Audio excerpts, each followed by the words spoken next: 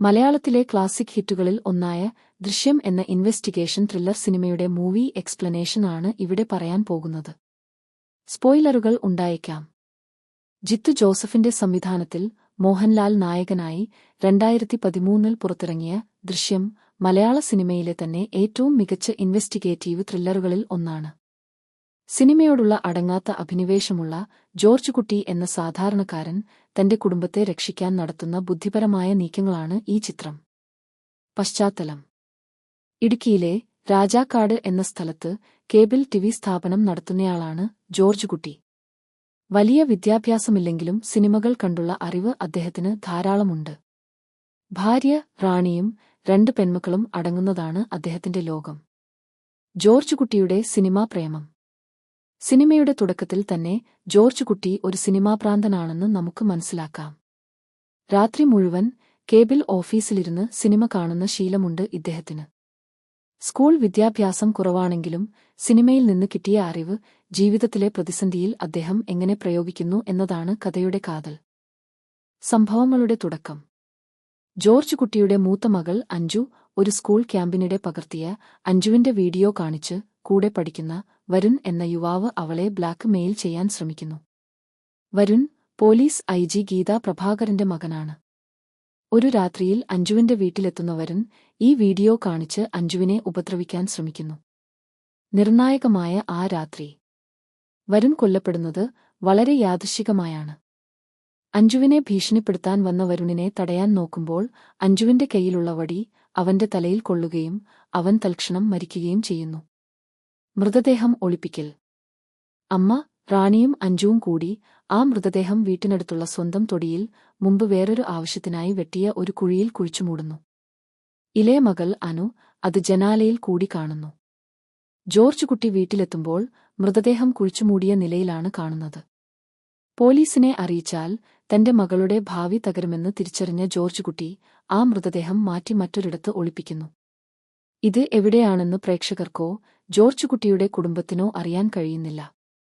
സിനിമയുടെ അവസാന ഭാഗത്ത് ഒരു സൂചന നൽകുന്നു അത് എവിടെയാണ് കുഴിച്ചിട്ടത് എന്ന്. തുടർന്ന് തന്റെ കുടുംബത്തെ രക്ഷിക്കാനായി അദ്ദേഹം ഒരു വലിയ നുണക്കഥ മെനയുന്നു.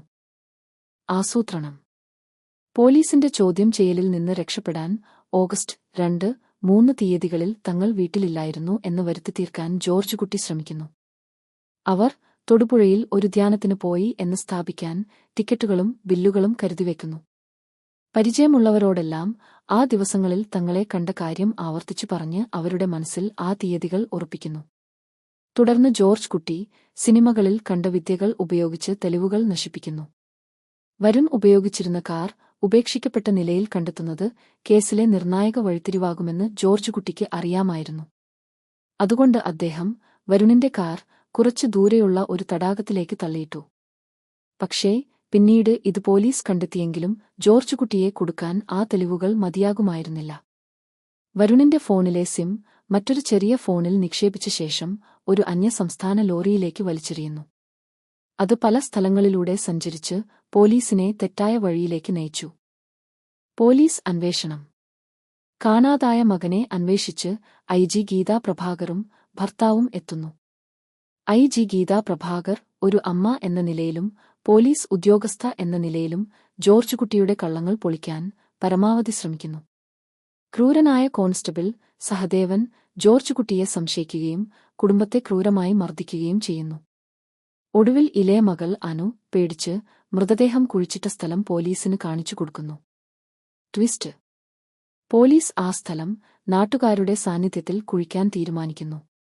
വരുണിന്റെ ബോഡി കണ്ടെത്തും എന്ന് പോലീസുകാരും നാട്ടുകാരും എല്ലാം വളരെ ആകാംക്ഷയോടെ കാത്തിരിക്കുന്നു.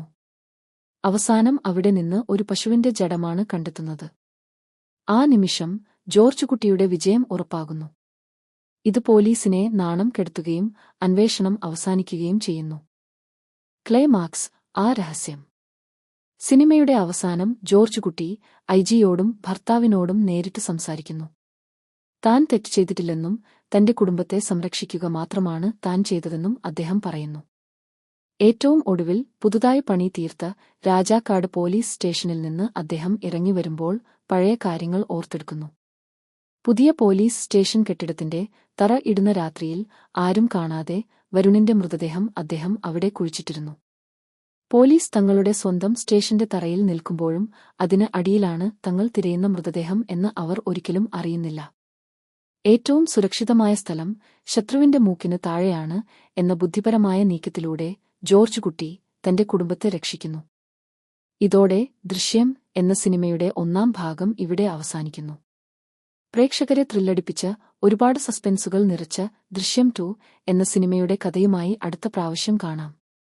ഈ വീഡിയോ നിങ്ങൾക്കിഷ്ടപ്പെട്ടാൽ ലൈക്ക് ചെയ്യാനും ചാനൽ സബ്സ്ക്രൈബ് ചെയ്യാനും പ്രിയ കൂട്ടുകാർ മറക്കരുത്. Thanks for watching. Scene decode.